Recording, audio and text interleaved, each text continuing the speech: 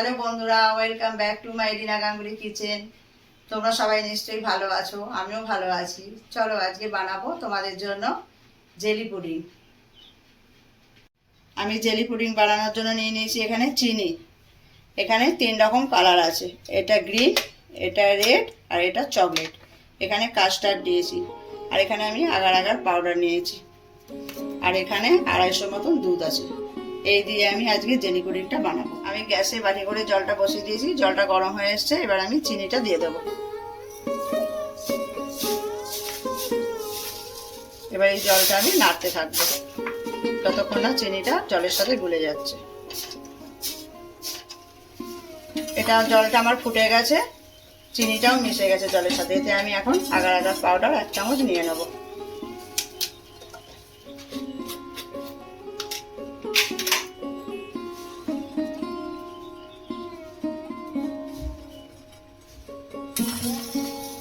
ভালো করে এটা নেড়ে দিতে হবে।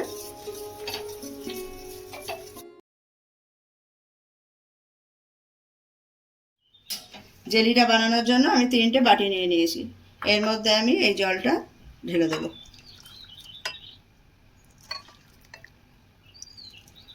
এইভাবে 3টে বাটিতে সমানভাবে ঢেলে দিতে হবে। এতে আমি 3 রকম কালার মিশিয়ে নেব। এটা চকলেট কালার, এটা রেড,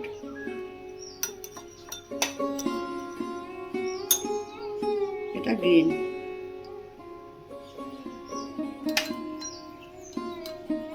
এই 3টে বাটি আমি 1 ঘন্টার জন্য ফ্রিজে সেট করতে দেবো। আমি 1 ঘন্টা বাদে ফ্রিজ থেকে বার করে এনেছি। জেলিটা আমার সেট হয়ে গেছে। জেলিটা আমার হয়ে গেছে বন্ধুরা, কিন্তু পুডিংটা এখনো বাকি আছে। চলো দেখাই পুডিংটা কিভাবে করব। তোমাদের দেখিয়েছি বন্ধুরা, আমি যে দুধটা নিয়েছিলাম সেটা গরম করে নিয়েছি। এতে আমি চিনি দিয়ে দেবো। এটা ভালো করে নেড়ে নেব যাতে চিনিটা দুধের সাথে মিশে যায়। চিনিটা আমার দুধের সাথে ভালোভাবে মিশে গেছে। এবার আমি কাস্টার্ড পাউডারটা নিয়ে নেব। এটা ভালোভাবে নেড়ে মিশিয়ে নেব। এতে এবার আমি 1 চামচ আগার আগার পাউডার এতে দিয়ে দেবো।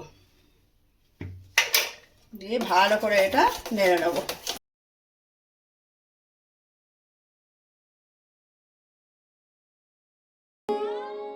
এটা আমি এইভাবে টুকরো করে কেটে নেব।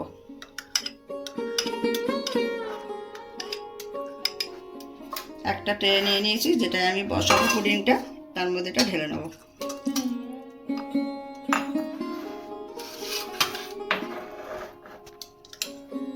সবকটা জেলি এইভাবে কেটে নিয়েছি।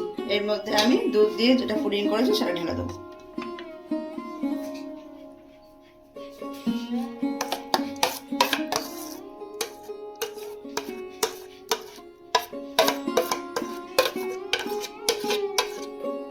ভালো করে সেট করে 2 ঘন্টা আমি ফ্রিজে রেখে দেবো।